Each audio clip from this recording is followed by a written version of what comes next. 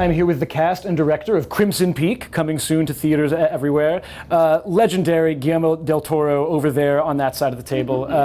Sir, you're no stranger to the genre of horror, but Crimson Peak seems like it's rooted in a lot of different kinds of horror films and horror cinema. What are the inspirations for you when you were making this? It's really a gothic romance, which means it's not a hardcore horror film. It's scary. It has the trappings of a horror film in some of the visuals, but it's actually closer to a fairy tale in a way. It has romance, but it's dark romance, and it's gothic in the sense that it has a very classical structure of a damsel going through a journey of self-discovery and adversity, most of the time in the chase of a dark, brooding gentleman, and going through ruins and secrets and sort of uncovering something dark from the past. And it's spooky. Well, and you've been showing off so many photographs from the set of Crimson Peak, and it feels like, as a set, it was really a place that was really alive in a way that you don't always get. What was that like for the actors? I mean, me, as the damsel going through that kind of horrifying place, was that fun to get to kind of play off of such an elaborate, horrifying location? Yeah, it was such a beautiful set. I've never been on a film where we built like a 3-story mansion on a soundstage. So it was incredible, and the detail was so specific to the characters, and yeah, it was fantastic. Now, he mentioned that, of course, it was in the realm of romance somewhat, and so I want to talk to the romantics. How does the film sort of begin, Tom? I mean, like, your character meets Mia's character and then wants to bring her home, understandably. Well, yeah, who wouldn't? So I play a character called Sir Thomas Sharp, and he's a young baronet who lives in a dilapidated mansion in the north of England called Allerdale Hall, which sits on Crimson Peak.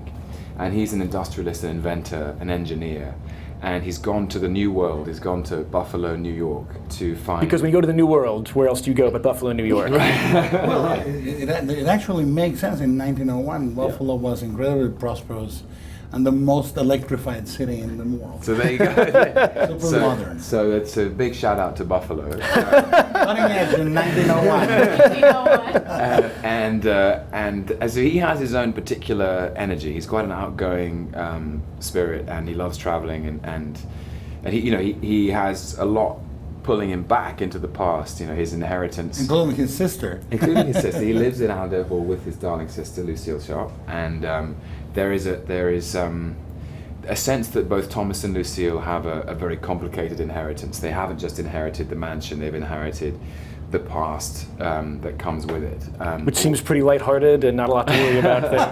It's a rom-com. Let's just be honest. So he goes and he meets Edith Cushing, who is a curious and spirited soul, and they make a connection and they go back home. And at which point the sister enters the equation. Yeah. Jessica Chastain, who is Lucille Sharp? Lady Lucille Sharp. I apologize. I play Tom's hovering sister, and she at first is a bit cautious of his newfound love of Edith, and then she becomes more frightened the more obsessed he becomes with Edith, and we don't know if she's going to take Edith under her wing and protect her, or if she's going to manipulate the situation.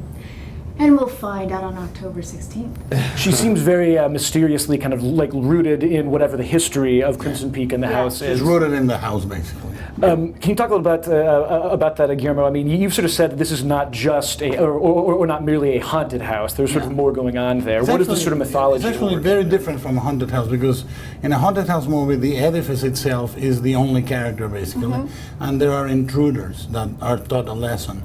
This is a mystery.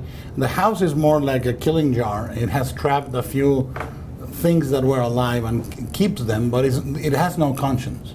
It's almost, the house is the past. I don't want to get Freudian, but the ghosts in the house are the past. And I think what is beautiful about it is you have an amazing cast and a really beautiful set of characters that reveal their layers of darkness or of light as the movie goes along. What is gorgeous for me is the love story is not the courtship and is not the marriage. The love story really starts after the marriage. And at the same time, the darkness starts after the marriage. And so it's a beautiful structure, and these guys did an amazing, amazing job.